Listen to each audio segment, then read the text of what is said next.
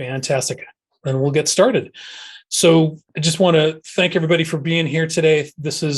I'm very excited about this presentation, very excited to present this. And one thing that I encourage everybody to do is to have a piece of paper and pencil or marker, something to write with, because you're actually going to end up with your own personalized action plan for embracing new strength and creating an authentic leadership, some steps toward that, because I don't want to leave you with nothing. So make sure you got a piece of paper and a pencil.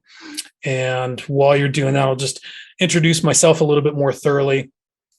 I'm Charles Matthews, and I've spent about 35 years in leadership and leadership education. And I've had some big successes. I've led some successful organizations. I've turned around some teams and helped them work better and create a better work culture. I've also had some epic fails, and my main epic fail is going to be featured for you in this presentation. Hopefully we can all learn from that. And you'll notice that the title of this presentation, it also includes the word masculinity. And that comes because I've spent the last 12 years with a really laser focus on men and boys. I've mentored thousands of men and young men. I've led over 30 men's transformative retreats. And I've learned a lot about the issues that men are facing in the 21st century. And male leaders in particular are telling me that they're burned out. They're confused about how to put one step in front of the other without stepping on anybody's toes. They're confused about Me Too. Some of them are confused about Black Lives Matter. They're confused about how to exhibit and feel powerful, again, without stepping on anybody's toes. And all of that uncertainty and self-doubt is adding to what was already relatively precarious mental health for thousands and even millions of men. And we see in the news, men are falling and failing in leadership. We're seeing so many high-profile scandals, high-profile firings, lawsuits, and people even going to jail, leaders even going to jail for their misdeeds when they're in positions of power.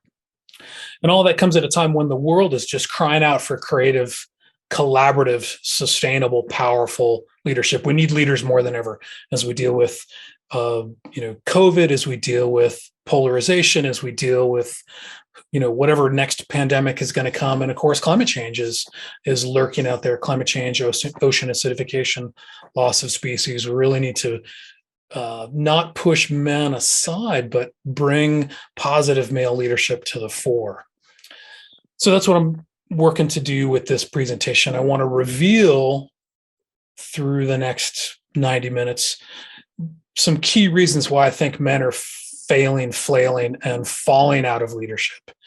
3 ways that men can confront and face down those kind of reasons, and 3 domains of powerful action toward building a leadership that works. And as we go along, I'll just let you know there are going to be opportunities to interact. I'll be putting out some chat questions for you to respond to. There'll be a couple polls toward the end.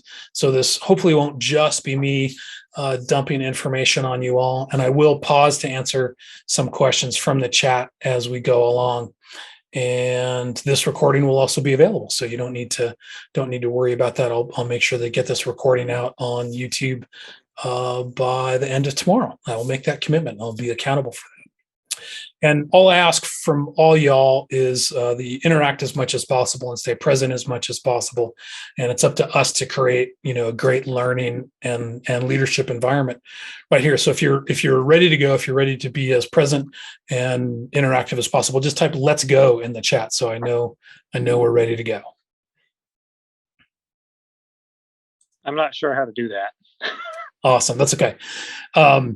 You're on a phone, right? Yeah, I don't know how to do chat on an iPhone. I'll have to learn that so I can help other people. But Jerome says he's ready to go.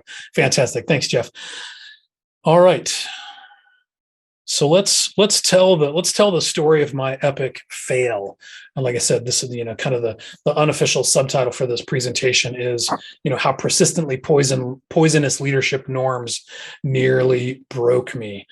And as I tell the story, you might recognize yourself in this a little bit, or you might recognize somebody else in it, or you might just take it as a warning for what not to do. But my story starts off well. Everything started off great, right? Like it does. Nice sunny day, nice sunny summit day. Fortunately for me, my first leadership experiences were as a wilderness educator and guide working for Cornell Outdoor Education. I led rock climbing, backpacking, mountaineering, kayaking for students and for participants. That career allowed me to get to explore in Costa Rica, guide clients to the bottom of the Grand Canyon and back, and to lead long trips in places like the Death Valley. This photo that you're looking at is me on the summit of, I want to say Watson Peak, but that's not the right name. I'll have to look that up. One of the highest points in Death Valley with a bunch of high school participants. So I literally had peak experiences in my life in the outdoors. And you're going to see, we're going to talk about sort of expeditions and wilderness travel as a metaphor throughout this presentation, because that's really where I come from, and that's where I learned so much about leadership. And you're going to get to see some images of me and some of the great images of leadership. Of outdoor leadership. So those early lessons in the outdoors taught me a kind of leadership that it turned out is not always common. I learned a wilderness leadership that was collaborative, compassionate, multi-domain, inclusive, because we always led in teams, right? You don't want to have just one leader out in the middle of the Grand Canyon, because if that leader sprains an ankle or breaks a leg, somebody's got to organize the rescue, right? So we'd always have at least two or more leaders. Jerome, you always go out with Charlotte and other co-leaders when you're out in the wilds of Maine, right? So that shared leadership required, great listening, clear communication, the ability to compromise, the ability to look at problems from all sides. So it really built my kind of collaboration muscles. And wilderness leadership, at least the way I learned it, was always about bringing others up. We didn't just want to lead clients and students. We wanted to turn those clients and students into leaders, into more wilderness leaders. So there was always mentoring going on within the leadership team. There might be an assistant leader who is getting mentored by the more experienced leaders. And then, like I said, we were encouraging the students to lead and teach one another. And of course, we were providing mentoring for them as well. And not just direction, but actual mentoring. What do you think? What would you do in this situation? What do you feel is the right decision at this point? So a real rich leadership and mentoring environment was what I was used to. And of course, in wilderness leadership, I learned to be really flexible and agile in my leadership and in my planning. When you're leading a long backpack trip in the Wind River Mountains of Wyoming, you have to be ready to encounter reality and respond to reality. You might make a plan, but when that cloud coming over the peak turns that particular color dark, you need to make a different plan, because that's a lightning storm heading your way. And that gave me, those experiences over and over again of kind of reading the situation, being hyper aware, and pivoting cleanly and clearly so that the rest of my team knew what was happening, was a really important leadership lesson for me. And that ties into this other lesson about 360-degree total awareness as a leader. Getting to know myself better, having inside awareness of me, my energy levels, some of the intuition or tacit knowledge that was growing in me as I led. Those leaves are moving a little bit differently. The breeze is picking up. Okay, what does that mean about which way the storm is coming? That sort of thing. Being really clear about what's happening outside of me, what's happening with my students. What does their expression look like? What does their energy look like? and also being aware and being able to assess past, present, and future. Okay, I know what those students did yesterday. I know what my participants did yesterday. I know how tired they might be or how enthused they might be or how much skill they have at this point. I know it's happening right now, and I can imagine what might be happening, later today, tonight, as the temperatures drop or as we hit the river or whatever it is. So a complete awareness was built into my leadership that has stood me in really good stead as I've continued. And the last thing I want to mention, the lesson from the backcountry, is the importance of transference, the importance of being able to take lessons from one place and use them in another place. It always concerned us so much in wilderness leadership that students and participants our teams were having these really powerful experiences of bonding with one another, of relating to the natural world, of developing their own self-esteem and self-concept, and that they would forget all those lessons when they moved to what we call the front country, the civilized world. So transference, the ability to take what we're learning in one environment and move it to the other environment, were always really a big goal of ours and a challenge to our own leadership. And we'll talk about my own transference into the front country. Fortunately, I was able to transfer a lot of the leadership lessons that I got from the backcountry into the front country. I had a 20-year career as a program director, kind of a middle manager for outdoor programs, for educational programs, for nonprofits. And I was able to continue to practice leadership and power collaboratively and effectively. And I got hired to manage departments, supervise, dozens of employees, and actually gained a reputation as someone who could create positive change. As I said multiple times, I was recruited to start new programs or to turn around dysfunctional teams.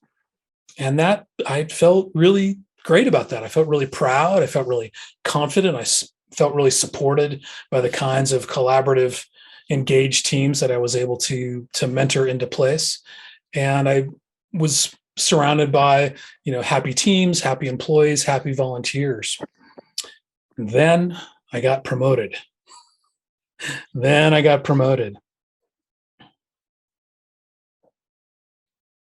I got promoted into senior leadership. In 2012, I was promoted to executive director of Boys to Men. And that was my dream job, really, just to be in charge of a program, working with teens, working with youth in the outdoors, in the schools, and really supporting young men as they grew into great people. But I knew enough about organizations and I knew enough about how promotions work to fear the Peter principle, right? The idea that we get promoted to our level of incompetence and then stick there. And that's why so many organizations are so dysfunctional. Everybody's been promoted to their level of incompetence. And I really didn't want that to happen to me. And also coming up for me at that time was my imposter syndrome. I'm actually not good enough for this. I'm not smart enough. I'm not capable enough. And I need to work really hard so that nobody realizes that I'm an imposter, that I should not have received this promotion. So to allay my own fears and to maintain the cover-up, I focused on the technical aspects of my job. I focused on learning the accounting and the budgeting and the strategic planning, the advertising, the fundraising, the collaborating with the board, all of these executive director, upper level leadership parts of the job. And in that focus and in all of my anxiety, I forgot what I knew about that wilderness leadership. I forgot about that kind of what I call new strength collaborative leadership. And I fell back on an old idea of strength. I started acting sort of out of a top-down mentality of strength. I became really directive rather than mentoring because I knew what needed to be done, especially since I'd been promoted from within. I knew all of the jobs that needed to get done. So I was very directive with my program manager, and I micromanaged him to an extra. It's so embarrassing. I can't even believe it. But we were in deep conflict every week about his punctuation and capitalization in his reports to the board. We were literally arguing over crossing the I's and dotting the T's. And like I said, it's just embarrassing to look back on. I was trying so hard to control him. And I also siloed and hid information from my team because I was kind of unsure about all of this budgeting and fundraising stuff. I kept it really tightly hidden and controlled. And that hiding and shame and conflict resulted in me, forget about what everybody else was feeling at the moment, but I felt alone and anxious and martyred. I made up that I was working harder than everybody else. Nobody understood how hard I was working. Nobody else was doing the job the way it needed to be done. And that feeling, that story created this spiral. Because I felt insecure and anxious, I tried to clamp down even more and control even more. And that caused others to resist and disengage. So then I felt more and more alone, and that increased my distrust and anxiety, and around we went. So at this point of my epic fail, my employees are demoralized. We're having faster and faster volunteer turnover. These volunteers who used to surround me with support and care and wanted to be around me didn't want anything to do with me anymore. I was miserable and ineffective. I was unhealthy. I wasn't sleeping. I wasn't eating right. And I was in danger of losing my dream job after only 18 months. That's clearly not what most leaders want. They don't want to be ineffective, unhealthy, and in danger of losing their job, right? But we're going to leave poor Charles of 2014. We're going to leave him there. Poor guy. And we're going to talk about the bigger picture a little bit. We're going to talk about 21st century leadership and what leaders want and what the world wants out of the 21st century. And I just want to kind of restate the challenges as we talk about this. You know, again, in my communication with leaders and my coaching with them, so many are experiencing burnout. They're fearing failure. They are failing. So many leaders are dealing with a completely disengaged workforce. According to Gallup, 74% of employees report feeling somewhat or completely disengaged. And this was before the pandemic really changed the relationship between leadership and the workers. And I don't know about you all, but I saw so many organizations locally and nationally that just were not able to pivot effectively and clearly and cleanly during this pandemic. They were not able to make kind of the necessary changes to, support what needed to be supported as we all struggled with this pandemic. And again, we've got these big upcoming challenges. It's not over, right? We've got these big upcoming challenges of climate change and income inequality and everything else. But let's start with what leaders want, and let's start with what you want. I know, we got some educators on the call, we got some homesteaders on the call. Laura's joined the call, and she's been an outdoor leader and an entrepreneur for years and years. So, what is it that you want? And I just want to invite you to take a moment to answer that question in your head. And if you have access to that piece of paper, write down at the very top of that piece of paper, what is it that you want? What do I want as a leader in the 21st century? Go ahead and write that down. And we'll come back to it in a little bit. And I'll take a moment to sip some tea. Great. So what my research shows is that leaders want three main things.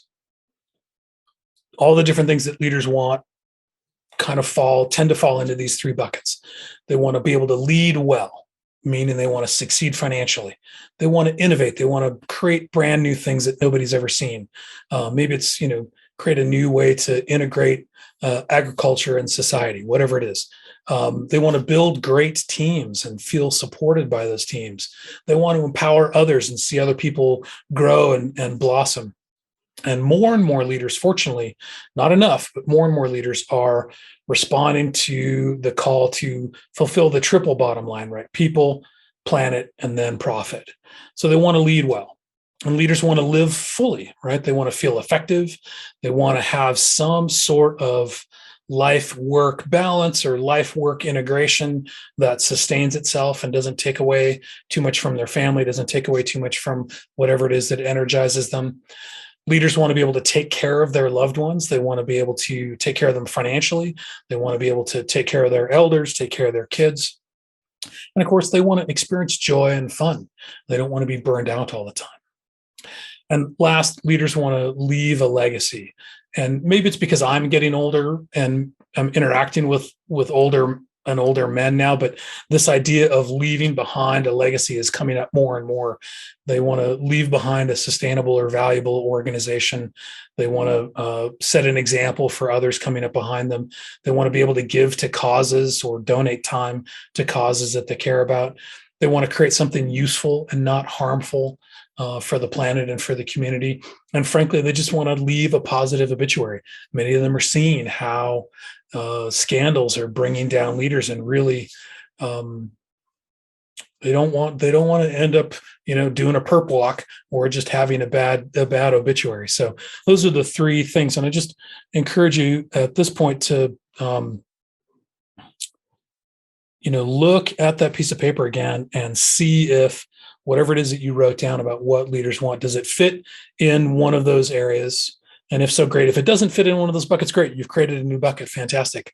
But if there's anything else on this list, and I think I can make it bigger. Yeah. If there's anything else on this list that you want to add to yours, because this is going to be the beginning of your action plan, what is it that you want to add there about what you want out of leadership? Is there something from that lead well list, that live fully list, or that leave a legacy list that you want to add to yours? Leave that up for just a second.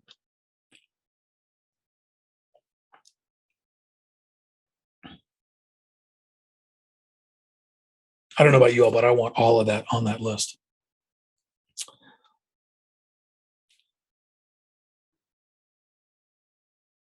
All right, and let's talk about what the world wants from leaders, especially in the 21st century context. And you'll notice that the three things that the world seems to want from leadership maps onto what leaders want fairly closely. So that's good, right? So obviously the world wants leaders to succeed. They want leaders who can create successful organizations, local businesses, national businesses.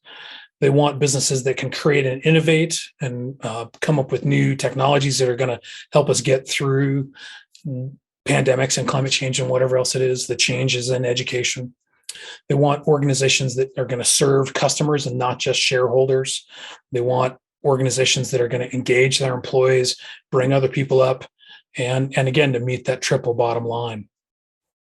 And organizational research over the last several decades, has made it clear that leaders are successful at this to the extent that they can create and sustain work environments that serve the team members, that uphold these lofty principles and actually reinforce human connections. We know it's not about command and control. We know it's not about trying to clash over crossing the I's and dotting the T's. We know it's about connection principles and servant leadership, operating from shared values and those mutually sustainable relationships.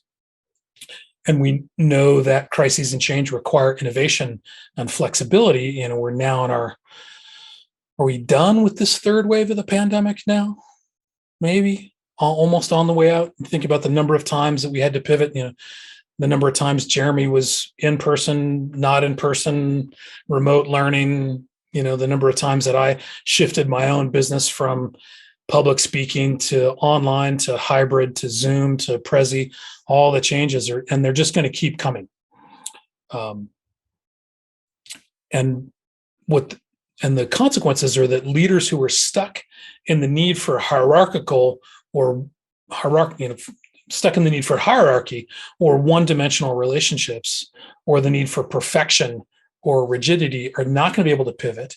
They're not going to be able to learn from employees and customers, and they're not going to be able to reimagine their missions and their operations over and over again. And those kinds of leaders stuck in that old strength are not going to be able to lead well, and they're not going to be able to leave a legacy. So the other major part, their major function that the world wants from leaders is to create success for everyone, a culture that works for everyone. And not just a few at the top, but here's the current situation. 38% of women have experienced sexual harassment in the workplace. And harassment based on gender, race, and age all actually increased during the pandemic.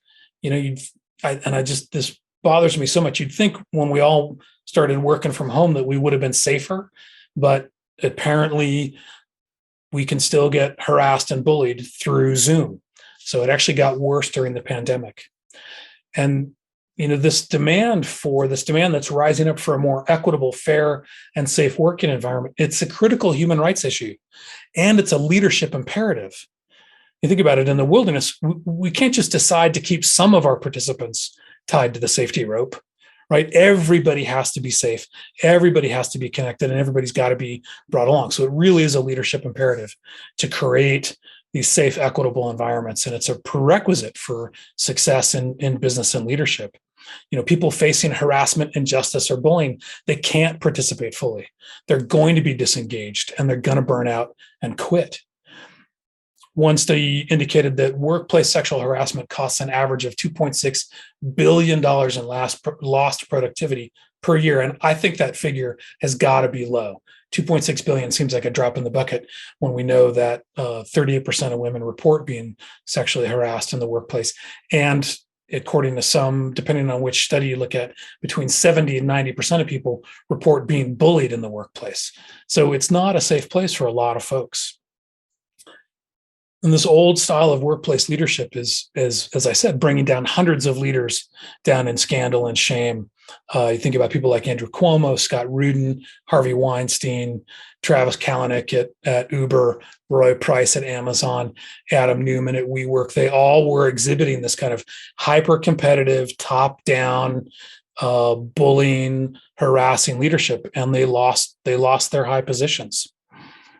So, leadership that relies on turning a blind eye to that, or actively participating in it and participating in some sort of dog-eat-dog model, is just not going to succeed in the 21st century.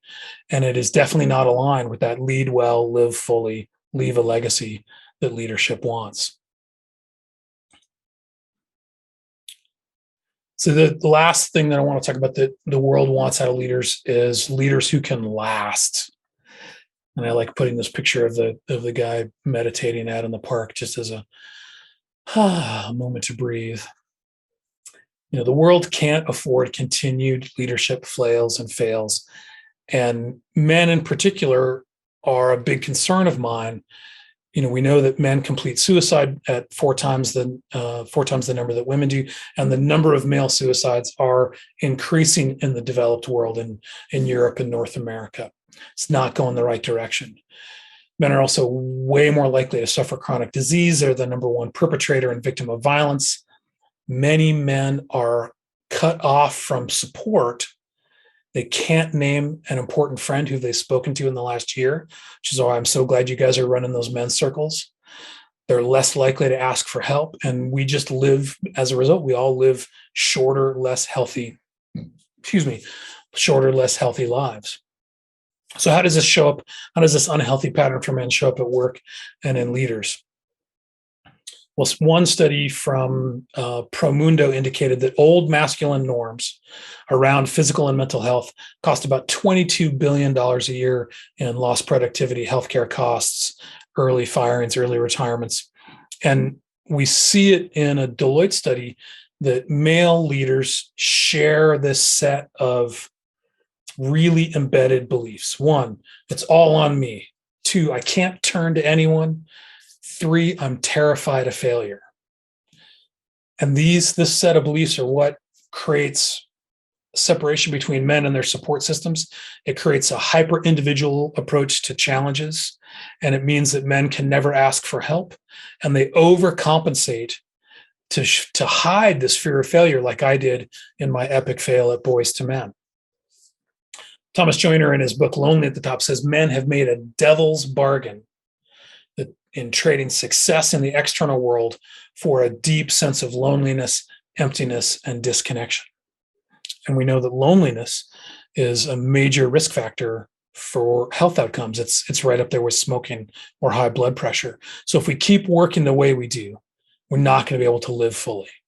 And I don't want that for me, and I don't want that for any other leaders out there.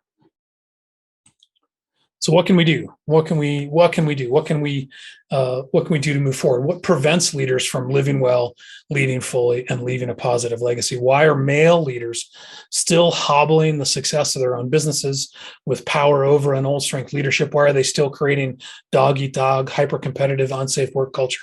Why are they still burning out and leading an unhealthy life?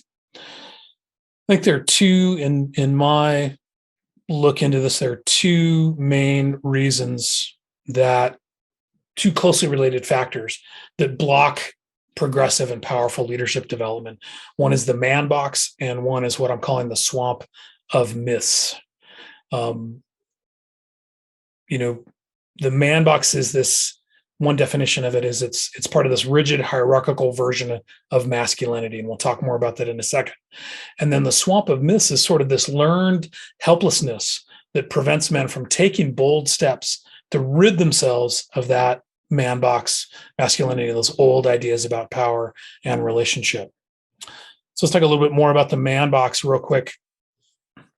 Mark Green, my podcast partner and author of the book Remaking Manhood, calls it a narrowly defined set of traditional rules for being a man, and I kind of put in brackets, and a leader, because there's a lot of overlap between the old norms of masculinity and the old norms of leadership. Man box masculinity is sometimes known as traditional masculinity, stereotypical masculinity. Some folks call it toxic masculinity. I try and avoid most of those terms, especially toxic masculinity, because it tends to trigger argument over the term rather than trigger curiosity about how we can change things. But really, it's just a set of rules that are handed to us by dominant culture, and it's really as much something that's done to men as done by men. Now, of course, men acting out of man box masculinity cause a lot of harm, but man box masculinity is really something that's done as much to men as by them. And many men struggle at this point to understand what we're talking about, because it's really the water we've been swimming in. When you talk to somebody about the norms of masculinity, they're like, what are you talking about? This is just what I swim in. I don't even know what you're talking about. I don't know what this water is that you speak of. But let's dive a little bit more into it. So the rules of the man box, right, are probably really familiar with them. Big boys don't cry. Everything's fine. Toughen up, power through it. Leaders go it alone. Don't ask for help. Femininity and women equals weak and soft. That's to be avoided at all costs. Maintain the bro code. It's a code of silence, complicity in the face of injustice or bullying. And most importantly, the man box tells us very early on to abandon our relational skills, to abandon our listening skills, our compassion skills, our empathy, to abandon all of that and maintain this kind of stoic, know-it-all sort of persona. And following those rules results in this stereotypical stoic dominating masculinity. Taking those rules into a position of power results in leadership that depends on this old strength of hierarchy, control, and exclusion. And as a result is really brittle and unproductive and resistant to necessary change. So where do these rules come from? The concept of the man box, partly included there. The concept of the man box comes, and the term comes from Paul Kivel, who back in the 80s was working with the Oakland Men's Project. And that was actually a term that came from the men he was working on in these anti-violence programs. And then Tony Porter popularized the term on his TEDx talk or his TED talk. So you definitely want to check that out. I don't take credit for this term, but where did the rules themselves come from? As I mentioned, they come from this dominant culture, and it starts very early. And this is one of the reasons I think that men don't always recognize that we're even in the man box. It starts so early, we've forgotten where we learned it. Judy Chu is a gender researcher based out of Stanford. And she explained to us on the podcast that we recorded months ago that boys as young as 4 and 5 are making decisions about whether or not to join the mean boys, where they will be safe and have some belonging with the higher status boys, or to stay true to themselves and continue having friendships with the girls, continue having friendships with the lower status boys. So already in preschool, they're having to make decisions about what kind of boy they're going to be. And some of them do choose to be with the man boys and some of them don't. But the choice is policed over and over again continuously. You think about the number of times that you got questioned, what are you, weak? What are you, a sissy? What are you, gay? What are you, soft? As through middle school and high school, that constant policing of one another is part of the man box, and it's connected to dominance and male norms. So like I said, it follows us right into the workplace, and it creates this toxified leadership. I really thought I fixed that bubble, but I'm here somewhere down here. So these norms in the workplace create this hostile, overly competitive work environment. And it's we're recognizing how damaging that kind of masculinity is when it comes into the workplace. There was a 2018 article in the Harvard Business Review that talked about how what they called masculinity contests undermine organizations because they prevent inclusion and innovation. As I said, 70 to 90% of the workforce report bullying, and that creates this unsafe environment that stifles engagement. These masculinity contests damage the leader's health and reputation. They prevent men from acknowledging difficulty, right? That's part of the man box, not asking for help, not acknowledging that there's a problem. And it's to the point where, maybe I mentioned this already, Promundo estimates that toxic masculinity and that's their term, and these masculinity contests cost us $22 million a year in lost productivity and healthcare costs. So again, why don't we abandon them? Why don't we move on from this? These norms are preventing us from getting what we want. Why don't more men seek out and embrace a different kind of leadership?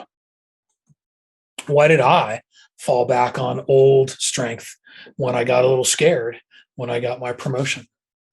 And I think part of it is this set of myths, and there's more than just these three, but there's a kind of the swamp of resistance and bad ideas around change that tell men in particular, there's no reason to change. Change is a bad idea, and there's no way to get there from here. And these are just really limiting beliefs. And I want to focus on three of them. Like I said, there's more than just these three, but I want to focus on these three myths. The myth that it's just the way it is, that man box culture is just sort of biologically preordained. It's a dog eat dog world. That's just the way it is. But like I said, Judy Chu indicates that we learn this man box at a very young age. We learn it. We don't grow up that way. The biological arguments don't adhere. There's more overlap between men and women as far as emotionality, intelligence, whatever measure you want. There's more overlap between us than there is difference.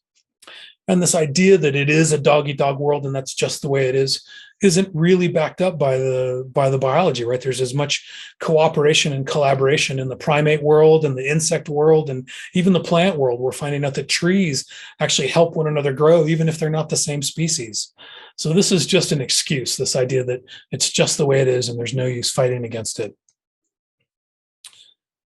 Another myth that I think is really interesting is this idea that men believe that they'll lose status and that people won't follow them as leaders if they step outside of the man box. And I'm going to debunk this myth really from a really personal standpoint.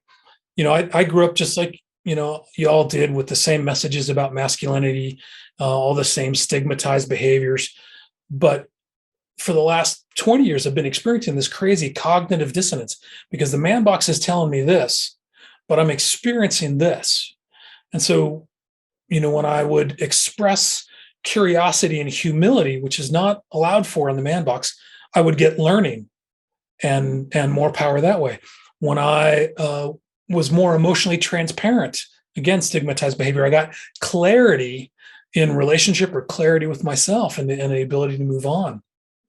When I showed a willingness to listen or compromise, I got more engaged teams and more engaged teamwork and better solutions to problems. And even when I let myself be vulnerable, instead of ostracization or some sort of awful consequence, what I found was support and community. So the man box is telling me this. I'm experiencing this. What I notice is that the more out of the man box I stepped as a leader, the more respect and following I got. Now, admittedly, on Twitter, that doesn't always work. If you step outside of the man box on Twitter, you might get slammed pretty hard and trolled pretty hard. But in general, the more I step out of the man box, the more authentic I am as a leader, the more transparent, the more respect I get. So let's debunk that myth. And this myth number 3 that I want to talk about is this idea that it's too hard. It's too hard. There's no way to get here. There's no way to get there from here. And this is just a limiting belief that kind of keeps us safe. It protects us from trying. It protects us from failing. It's easy to imagine that no one else has ever accomplished transformation as a man. And that's part of the lie of the man box, that we're alone, that we can't rely on anybody else, and there's no way to do anything together safely. And, frankly, this learned helplessness of not even trying is an indulgence of our respective privilege, our relative privilege, right? And I was just at a webinar yesterday with Ray Arata, who wrote a book about becoming a male ally. And he says, when I combine my privilege with my compassion and responsibility, great change is possible. When I combine my privilege with my compassion and responsibility, great change is possible. And I really believe that men can do more than we've been doing. I believe that hard is where the value is. I'm not saying this isn't going to be hard, but that's where the value is, right? That's what we're really built for. Hard journeys. We're built for exploring. We're built for trying, and we're not alone. And I did it. I managed to get most of the way out of the man box. So I know the rest of us can as well. So let's take a breath there. We just did my story, 21st century leadership, and some obstacles and myths. And this is a great time to just stop and see if there are any questions. Looks like I see one thing in the chat. Oh, that's Jerome saying, let's go. Yeah, any questions, any thoughts so far?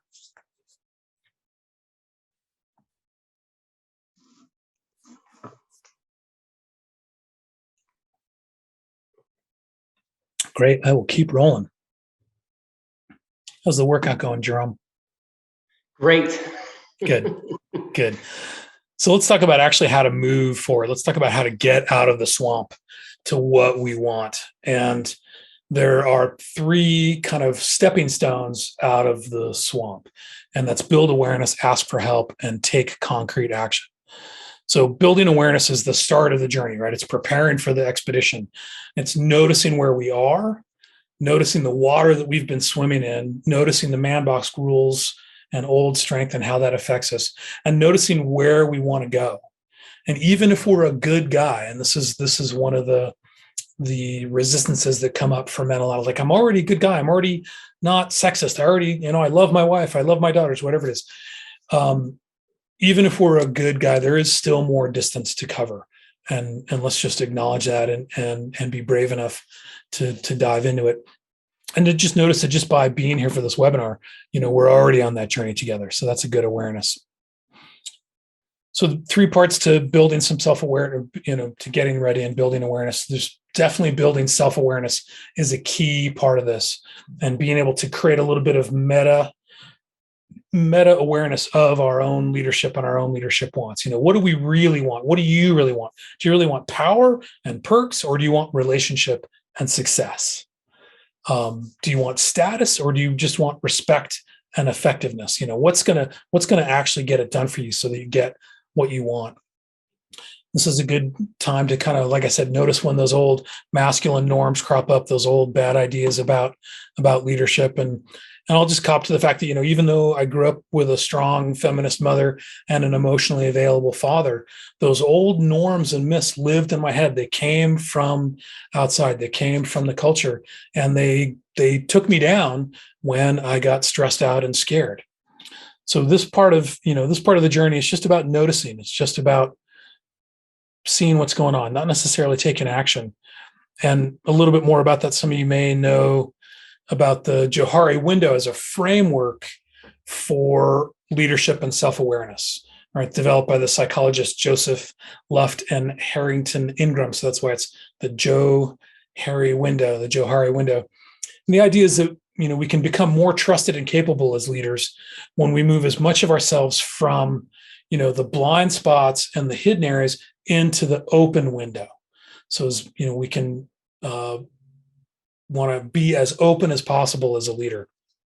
And self-awareness practices help us move information from those blind and unknown pains, at least as far as the hidden pain. So it's known to self, right? It might not be known to others yet, but at least it gets to the known to self part.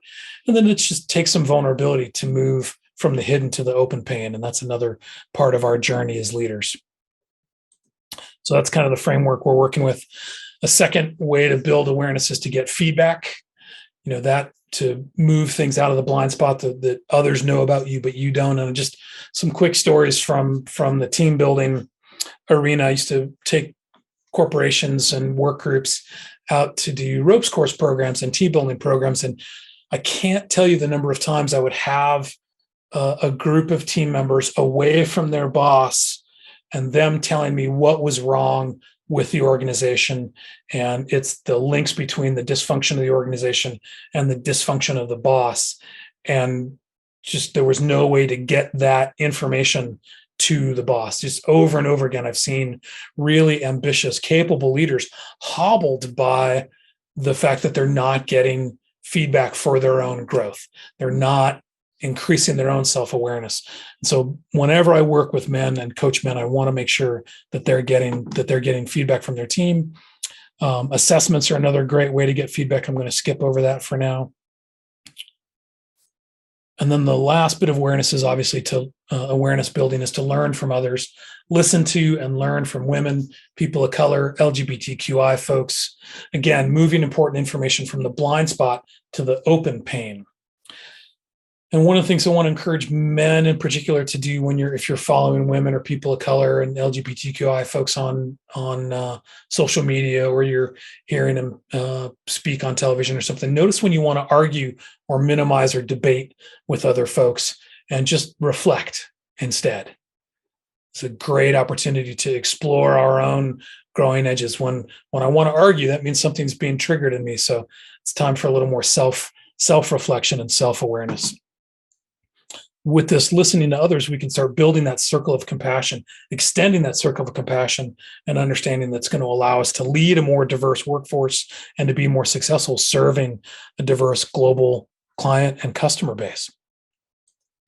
So that was the first stepping stone out of the swamp. And the second one is asking for help and building community. The Manbox and old strength norms they're too pervasive and they're everywhere. And it's too much to battle alone. So asking for help is a really important step out of the swamp. And asking for help is just already pushing back against the Manbox. We don't have to go it alone. Other people have something to offer. Asking for help just pushes back against all of the norms that tell us that it's all about us, nobody to reach out to, it's all on me, all of that really dysfunctional and damaging set of ideas. And we get to relearn relational skills and community. Again, the group work that you guys are doing, the men's group that you guys are doing, is just such a powerful way for men to step out of the Manbox with a lot of support.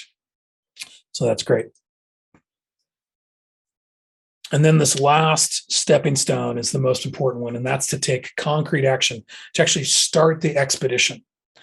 And we've been going for a while now, but I really want to talk about these three different domains of concrete action: cognitive, structural, and transformational. And we'll get an opportunity to do a little action planning here too.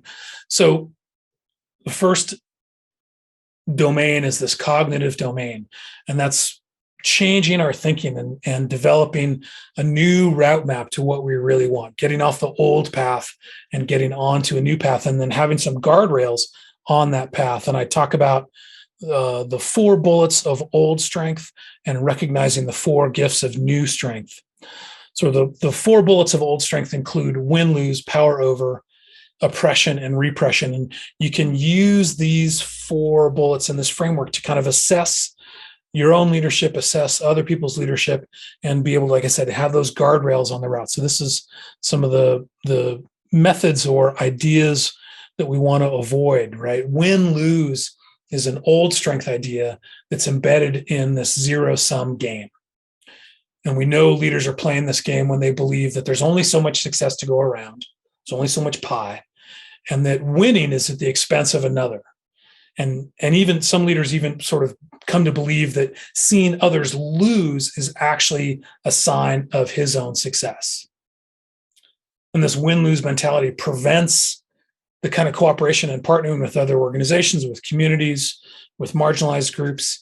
It interrupts the creation of sustainable work cultures because it de-incentivizes training and onboarding. It de-incentivizes mentoring of new employees, because the win-lose bullet tells the leader to limit or undermine subordinates so that his power isn't diminished.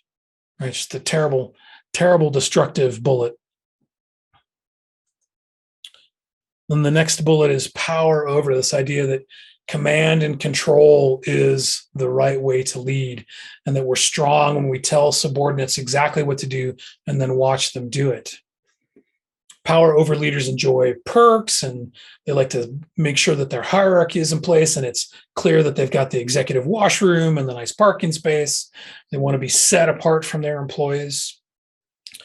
And a leader who depends on power over really likes being in that hierarchy and doesn't perceive the need to serve or care for others below their level.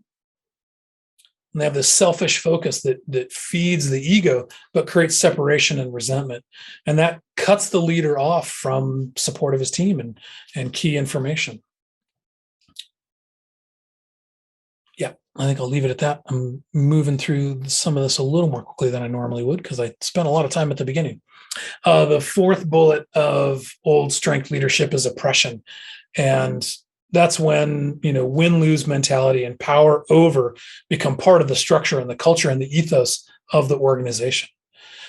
And we see both overt and covert oppression. It shows up as sexism, racism, homophobia, transphobia. It might slide just below the surface as bro culture, or a code of silence in the face of transgressions, or systemic bullying, or enabling of that systemic bullying.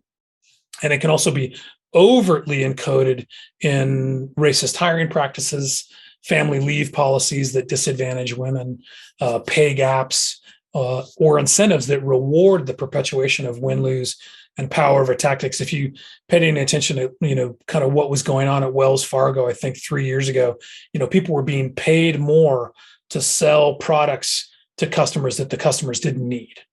And that was just a really clear encoding of oppression in the ethos of that organization. And the last bullet of old strength is repression.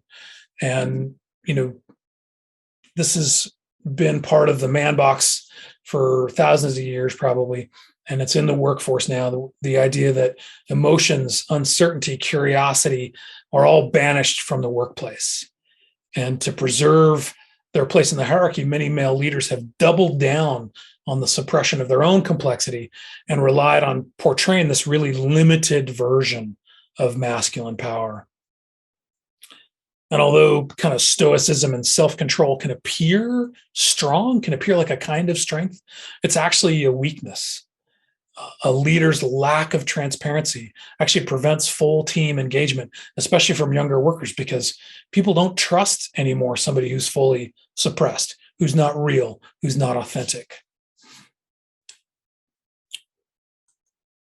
So those are the 4 bullets of old strength. And fortunately, there are these 4 gifts of new strength that's rising up in men, rising up all over the place. And most of these are just sort of flip sides of those bullets.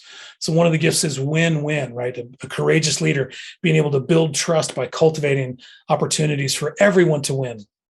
And it might look like, making sure to create quality products for customers, equitable agreements for partners, sharing credit with colleagues, and ensuring abundance and security for employees, making sure that there's generous onboarding, dedicated mentoring that makes sure that the business can continue and be sustainable.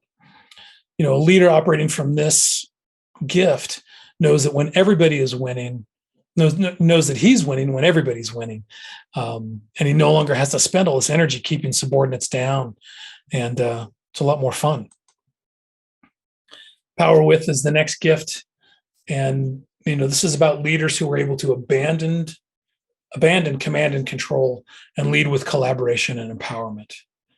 And this kind of leadership understands that power is multiplicative, that the more people who have power and autonomy, the more power there is to solve a problem or to run an initiative. It takes a confident leader, but a confident leader ready to build strong organizations can create flat structures with fewer hierarchical levels, can create organizational values and plans and clear deliverables, and then let the team function freely within those parameters rather than trying to micromanage them. And these power sharing processes keep the team engaged and keep the leader from being overwhelmed and overworked. Inclusion is a really important gift of new strength. We want to include diverse people's backgrounds, outlooks, and energies, and it can be challenging. But a leader who makes it part of his learning and lives in inclusion as a value is much more powerful and effective than one who insists on homogeneity.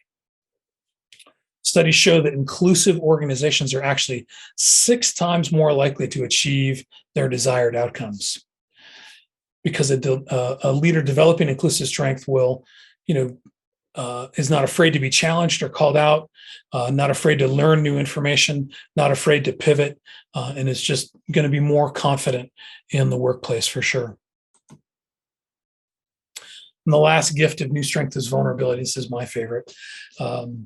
Properly modulated vulnerability. We're not talking about just laying it all in front of people all the time, but properly modulated vulnerability enables a leader to create a trusted and trusting team, to gain access to new information sources, and to build that personal authenticity that is really charismatic, that really draws people to you. And many of us men have plenty of historical reasons in our own experience to be cautious about vulnerability. But the 21st century leader who can unlock that vulnerability actually creates a safe culture for others so that they can bring more of their full selves to the work and to the projects. And there was a funny little result from a Catalyst study from last year that showed that leaders who just listened, weren't necessarily, again, like full on laying it out on the table all the time, but were just open enough to listen to their employees and to their teams, created work cultures that were more likely to respond to bullying and sexism and racism, more likely to intervene in the cases of sexism and racism. So a leader just setting a subtle example of openness actually creates a safer, more inclusive work culture. So that's great news. Doesn't take a lot. All right, this is another time to take a breath and to add to your piece of paper, to add to your personal action plan. I can make this bigger. Yeah, so on that piece of paper, invite you to write down which of the 4 gifts is easiest for you to promote and exhibit, to use, however you want to put it. And when you're stressed, which of the 4 bullets do you fall back on most often? Which is the easiest? I'll shrink this back so you can see that better. Which is the easiest? Win-win, power with, inclusion, or vulnerability. And which one do you fall back on when you get stressed? And just as an example, I mentioned my favorite is vulnerability. I find that I get so much out of being vulnerable and open with my wife, with my employees, with my mentors. And the one I fell back on, as you heard in my story, when I got stressed out, was definitely power over. I definitely wanted to control things and create clarity that way. I know that when I'm in my good self, I can create clarity with vulnerability, but I tried to create clarity with power over. And if you're willing and if you're able, go ahead and type your responses in the chat. I'd love to just see what you got. And while you're doing that,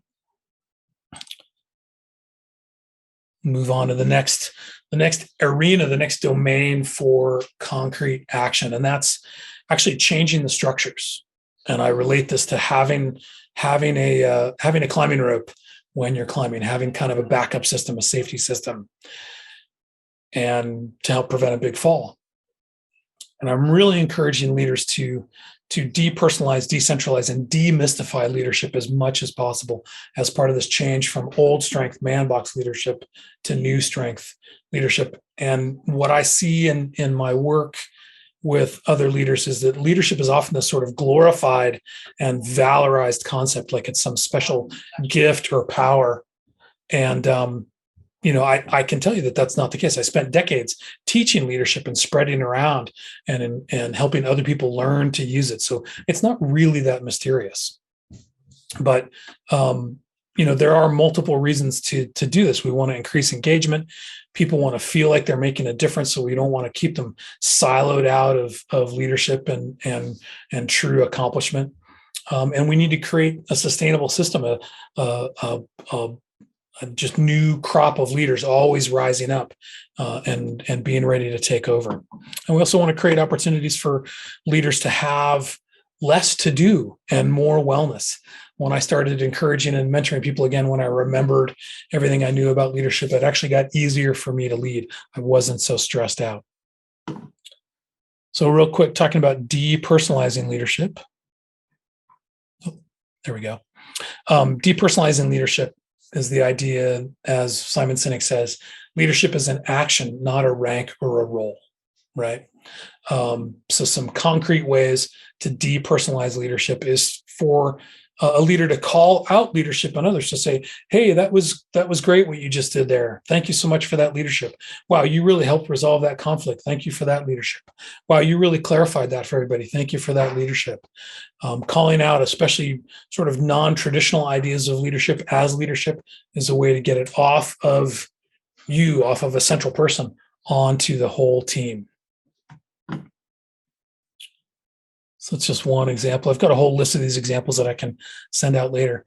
Decentralizing leadership is really similar, but it's about operationalizing leadership functions. Instead of making them just the function of a person, make them sort of out there in the ether, in the operational plan, with checklists, with sharing data. And a concrete example of that was when I got over my epic fail with my team, I started sharing the fundraising and budget data, and they became more effective fundraisers because they knew where the gaps were, and they were interacting more closely with the people who could donate to our program. So they actually raised more money because I opened up access to the data, which not everybody feels comfortable with. So you can decentralize leadership, and you can also demystify. Again, there's nothing special about leadership. It is a skill that can be learned. And one of the simplest ways to do it is just pull aside the curtain. And those of you raising children are probably doing this. Like, here's what I'm thinking right now, not just do what I say, but here's what I'm thinking. And this is why I'm making this decision. Pulling aside that curtain is a really powerful way to demystify leadership. All right, so here's another opportunity to add to your action plan. So I encourage you to go ahead and write down 2 or 3 changes to a structure that you might try immediately to demystify, depersonalize, decentralize leadership in your organization, in your family, whatever it might be. Create shared values, call out leadership, use coaching instead of directing, drop the perks, push people forward, use checklists, pull aside the curtain, mentor someone, display humility, display vulnerability, and go ahead and put those on your action plan. And while you're doing that, I want to point out that there's some research out now that changing structures in an attempt to get men in particular to step outside of the man box and change their man box leadership to put aside the old strength ways, that structures alone, structure changes, rule changes don't work because of kind of aspects of bro culture and kind of the code of silence. Men can kind of skate around or are quite skilled at skating around diversity and inclusion rules, or just kind of snoozing their way through HR trainings and continuing their old behavior. But what does really make a difference is when men see other men, especially men with higher status, setting a positive example. So structures that I just went over are great, and they can be a backup for when you fall back on the old ways. Well, the structure's there in place. It already says this is how we treat one another. It already says that we eschew perks, or that we everybody's required to mentor somebody else. But that alone won't necessarily change our work cultures completely. So we really need to do this next domain of powerful leadership change, and that's the inner game, transforming ourselves. And this is what I'm most interested in, helping men. I believe men deserve a ton of support in really working this inner game of creating space, breaking free, and getting connected. And this kind of work can actually free us from the man box and unleash our leadership from these old, outmoded memes and connect us to our authentic gifts. But just a quick warning. There's a strong undertow with this work because we're talking about breaking out of the norms of leadership, breaking out of the man box. We're going to face more policing from other men. Other men are going to try and push us back in the man box. And we might even feel some policing from within. We might feel some fear and some judgment about, oh, why are you being so vulnerable? Or why are you being so soft? Oh, it's so, when you listen that much, it really feels passive and awful. And that's okay. That's to be expected. That means we're doing it right. And kind of another warning that comes from within is the shadow will rise up. Nicholas Johnny, this transformative coach that I follow, points out that when our ambition rises to meet our purpose, our shadow rises up too. It's not like we can get away from that. And the shadow contains our greed and our fear, our imposter syndrome, our biases, unresolved trauma, all of that. It just comes along with it. So there's no way to cut ourselves off from it. We have to screw up our courage to engage with our shadow, to risk being vulnerable, inclusive, to examine our biases, to downplay our ego, and to center others' needs and success and not just our own. But it takes some work.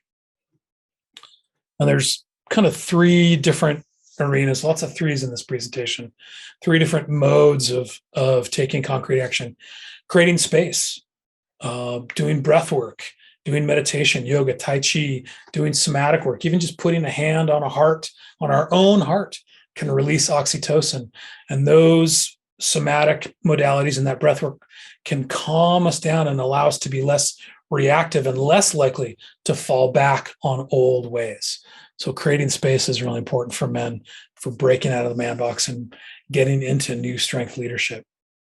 We also need to really focus about breaking free from our old wounds, from old masculinity, from old cultural expectations, being really conscious of the kinds of barely conscious shackles or limitations that we now place on ourselves. It was the kids in the schoolyard that placed them on us originally. Now, most of the times we're placing them on ourselves. And I break free with a lot of reading from people from marginalized groups that I'm not a part of.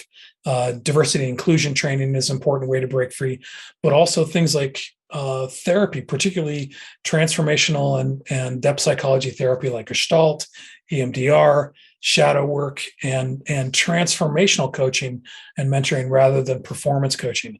This isn't about just tweaking the dials. This is about diving into the parts of us that maybe we don't want to encounter and making some friends with it and allowing it to transform.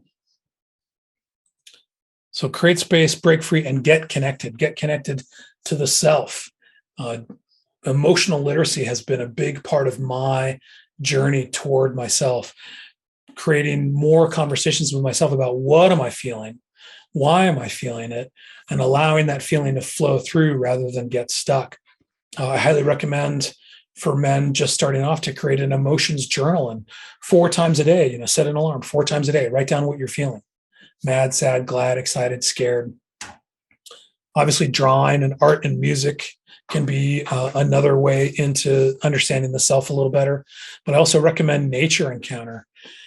We know that being out in nature is a powerful de-stressor, but it also builds compassion, and it helps the ego adjust and get into a slightly smaller, more manageable size. When my ego is too big, I imagine that everything is about me, and I actually feel more frightened and more reactive. But when I'm out in nature, my ego shrinks to its proper size. And simple things like going out and building cairns, just stacking rocks, walking barefoot, drawing a sound map of what you hear around you when you sit still. All those are different conscious ways of being in nature that can help us de-stress, build compassion, and adjust that ego.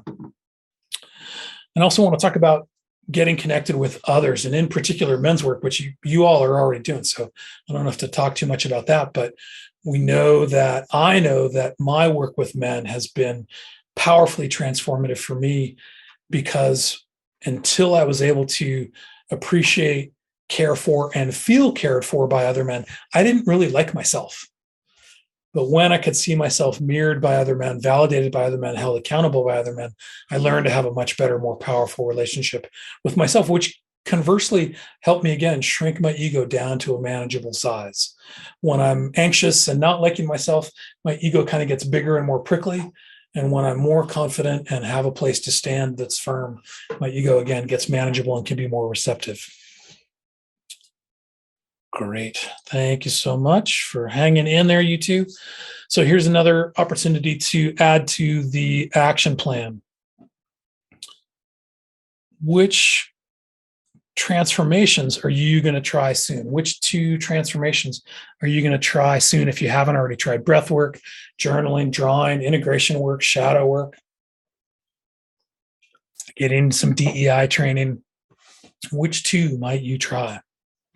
And one of the ones that I'm working on is I actually need to find a men's group. You guys know where I can find one?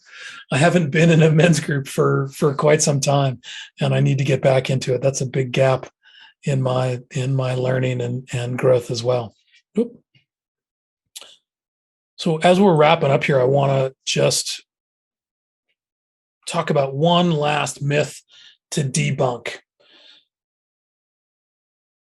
Personal change and growth and leadership, the metaphor we've been using this whole time is a journey, is an expedition, and it does come with some hardships.